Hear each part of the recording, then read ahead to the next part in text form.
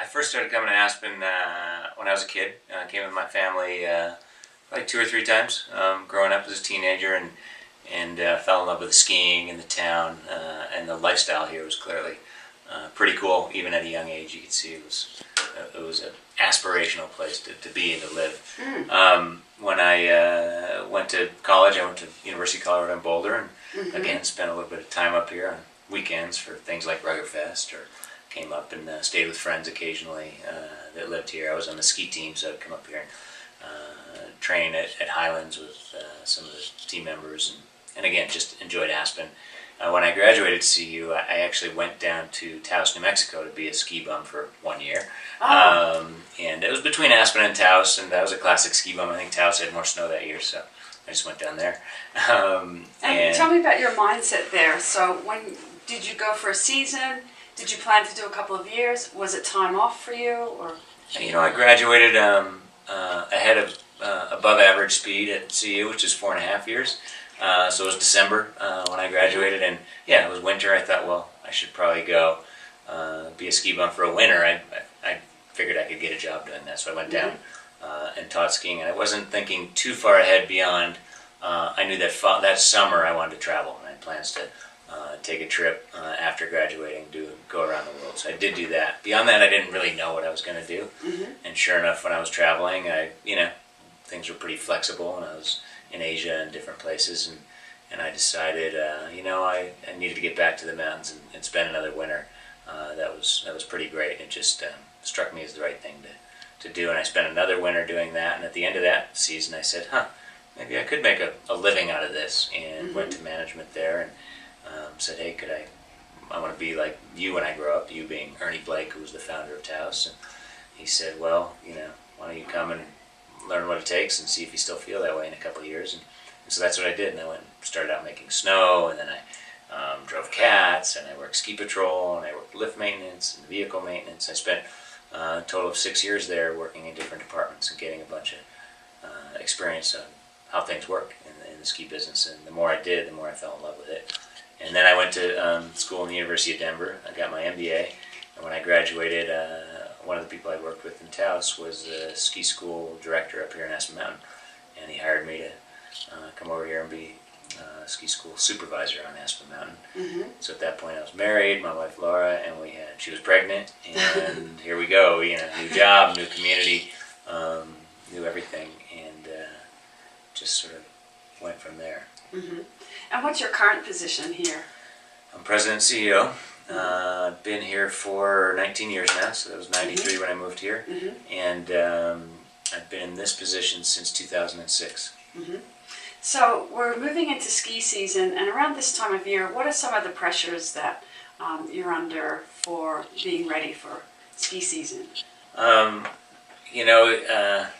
job sort of ebbs and flows with the seasons, so end of spring after we close, things relax and you get to sort of take a deep breath, and then they slowly sort of heat up and ramp up, and typically September 1st we're starting to really get intensely into preparations and what's got to get done, and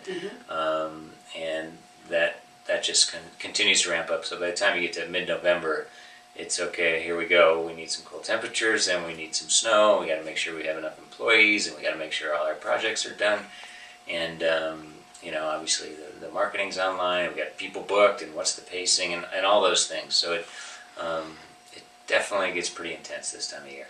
And what are some of your feelings about how things have changed in terms of the skiing lifestyle in the last 20 years? Last 20 years has been a lot of changes. I can speak to, again, my experience here. I go back maybe 30 years to my time in Taos, and it was it was just sort of more.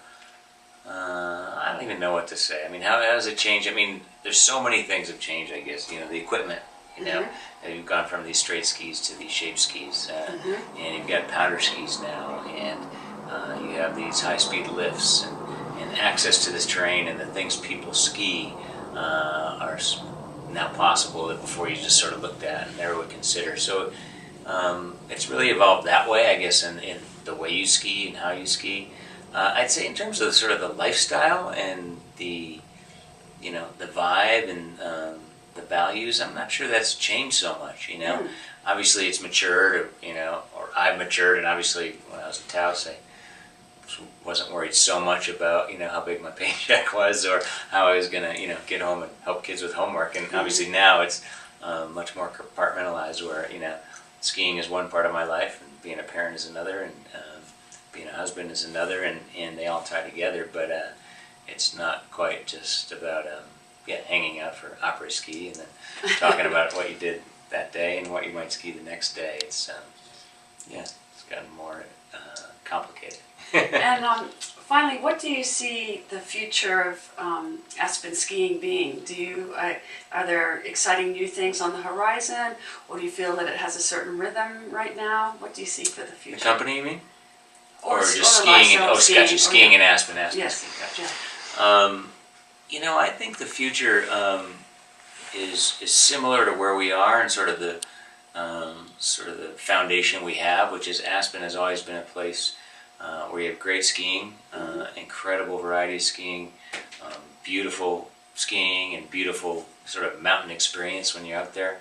But call it the athletic side of it continues to grow and develop. You see so many people hiking up now to ski down, which is fun to consider. That's how it all started, right? Back in the day, but with the new equipment and all the fitness freaks that are out there, and all the stuff that's going on. You see so many people hiking up.